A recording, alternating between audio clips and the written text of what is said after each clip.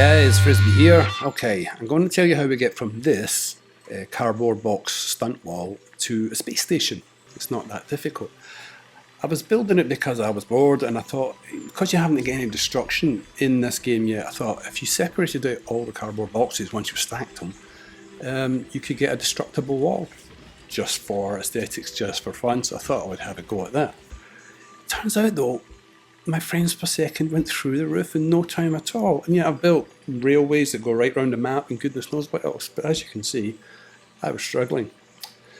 So this was very boring. I had a quick go at it and I thought, oh, I need to do something else. Look at that, it just slows right down as I hit it.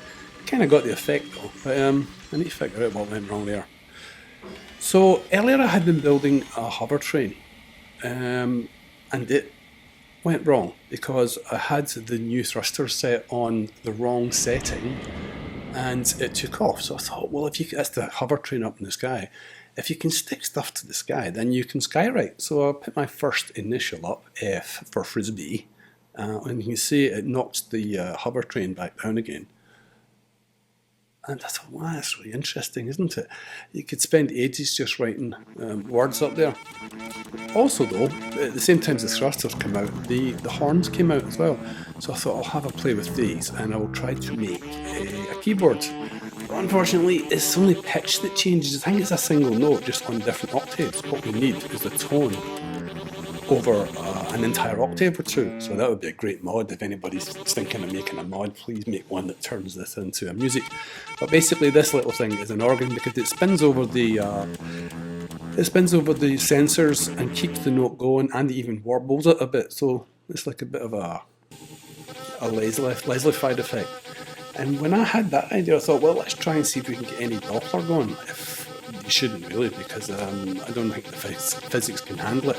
It does sound like you're getting it. I don't know if it's psychoacoustics. And then it hit me. I thought, wait a minute, if we can skywrite, send plates up there, it'll surely be easy just to send the beginnings of a space station up there. What to do is just to build a very basic platform, put a leg at each end, so it's like an upturned IKEA table, and that's it. Nothing more than that. And then you go up there, it should hit the ceiling, stabilize itself, and then you can start building on it and go flying back up and down again using various vehicles. That was the idea. Okay, so it's just one button and a whole bunch of thrusters, and off we went. And it did. It started off really neat, but what had happened was I had forgotten to link up one row of thrusters, and it started to tilt, and I didn't notice it at the time. And it wasn't really that much of a problem until we hit the ceiling. And then it started to wobble about the place. And like, seriously. And I kept thinking, are we there yet? Are we there yet? I'm not really too sure. I jumped out and that was the big mistake, because it just started bouncing me all over the place. I was like, help. So I thought, what will I do here? Will I click back in, or will I... the time I decided it was too late. I was slipping off the edge and away I went. It's quite a long way down, but that turned out to be quite good as well, because it gave me time to think about what to do next. First thing I would do would be build a smaller craft and go up there and rescue that one, get back to it.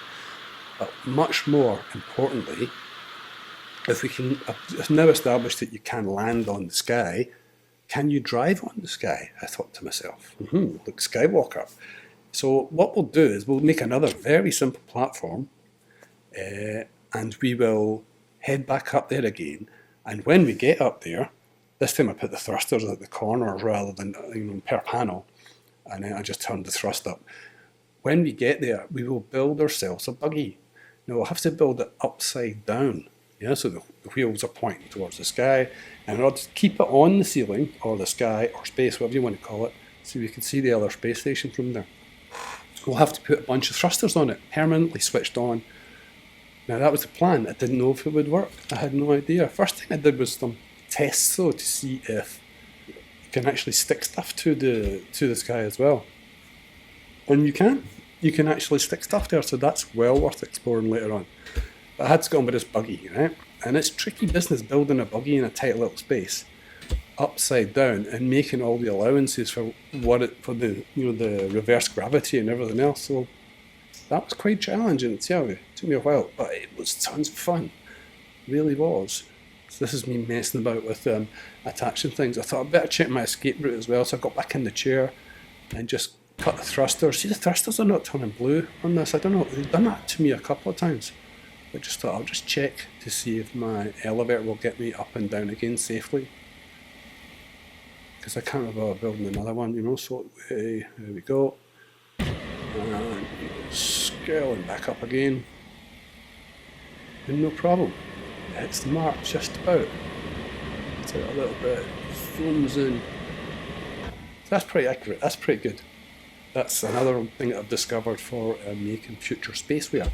Again, I had another little play with putting stuff onto the sky. That is just so cool, that's got a lot of potential.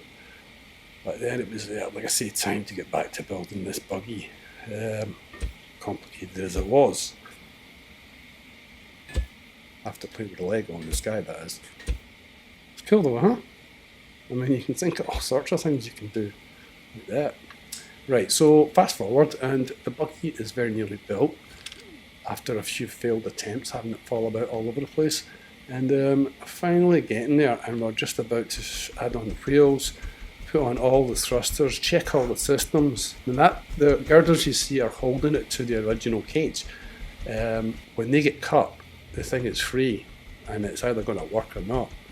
Yeah? Look at my little staircase, that's stairway to heaven. So everything looked good, just got to check all the wheels and steering. But this is a great project. This was so much fun, especially because I didn't know what I was going to find when I get there, whether this was going to be doable or not.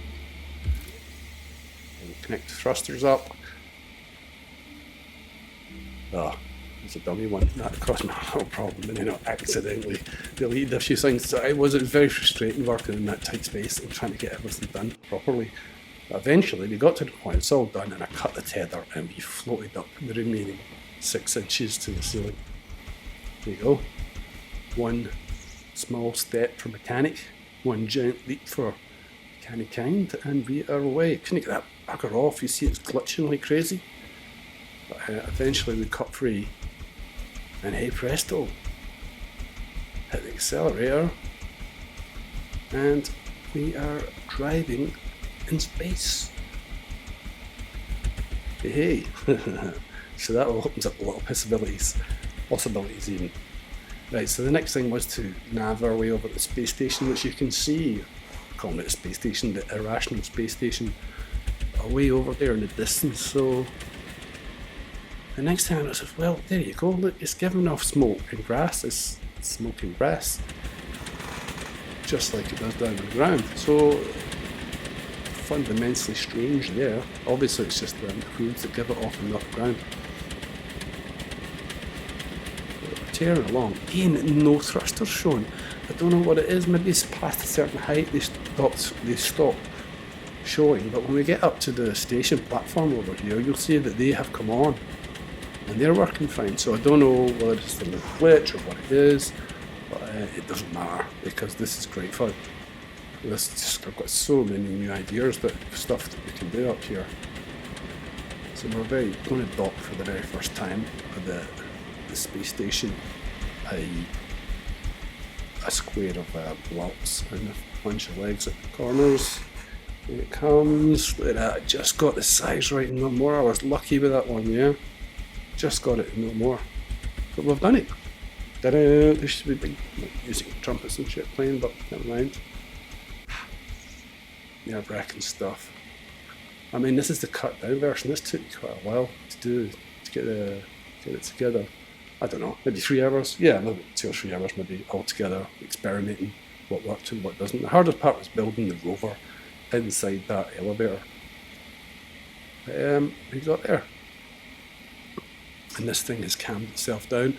Once it stopped rocking, it nailed itself to the ceiling and doesn't budge. Absolutely solid. There you go. You can see the missing row at the back, the row that's not switched on. It's the one that's giving us the troubles.